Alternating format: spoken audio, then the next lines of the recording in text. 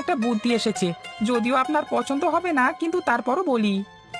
হ্যাঁ বল, তা তোর মাথায় আবার কি বুদ্ধি এলো? বাবু, বলছিলাম কি, যেহেতু বাজারে মাছ মাংসের খুব দাম, সেহেতু আপনি চাইলে বিয়ের অনুষ্ঠানে ডিম করতে পারেন। বিয়ের অনুষ্ঠানে ডিম? কি যাতা বলছিস কানাই, তোর মাথা ঠিক আছে তো? আগে হ্যাঁ বাবু, আমার মাথা ঠিকই আছে। গ্রামের কেউ তো আজ পর্যন্ত বিয়ের অনুষ্ঠানে ডিম দিয়ে বৌভাত করেনি। এখন আপনি যদি ডিম দিয়ে বিয়ের অনুষ্ঠানে বৌভাত করেন, তাহলে কিন্তু মন্দ হবে না। আর তাছাড়া আপনাকে টাকা দিয়ে মাছ মাংস কিনতে হবে না, সোজা নিজের দোকান থেকে ডিম কিনতে পারবেন। না রে কানাই, ডিম দিয়ে বিয়ের অনুষ্ঠান হয় না। কেন ঠিক হবে না বাবু শুনি? বাজারে তো মাছ মাংসের অনেক দাম। অত দাম দিয়ে যাদের বিয়ের অনুষ্ঠানের বৌভাত করবার সাধ্য নেই, তারা তো কম দাম দিয়ে ডিম কিনেও বিয়ের অনুষ্ঠান করতে পারে। আর আমাদের তো ডিমের দোকানই আছে। ঠিক আছে কানাই, এত করে যখন বলছিস তখন আর কি করবার। এবার তাহলে এই ডিম দিয়ে মেয়ের বিয়ের বউ ভাতটা করে ফেলবো। এই কানাই, তুই তাহলে এই দোকানটা সামলা। ওদিকে আমি তোর গিন্নিমাকে বলে আসছি যে ডিম দিয়ে আসলে এই বউ ভাতের অনুষ্ঠানটা করা যায় কিনা। আগে ঠিক আছে বাবু, আপনি তাহলে যান, আমি দোকানটা সামলে দিচ্ছি।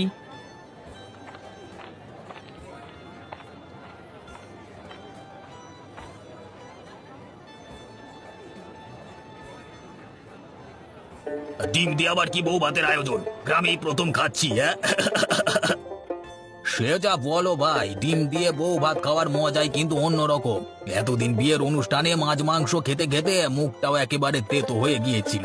আজ এই প্রথম বিয়ের অনুষ্ঠানে ডিম দিয়ে বউ ভাত যেন পুরনো স্বাদটা ফিরিয়ে নিয়ে এলো। আহা আহা।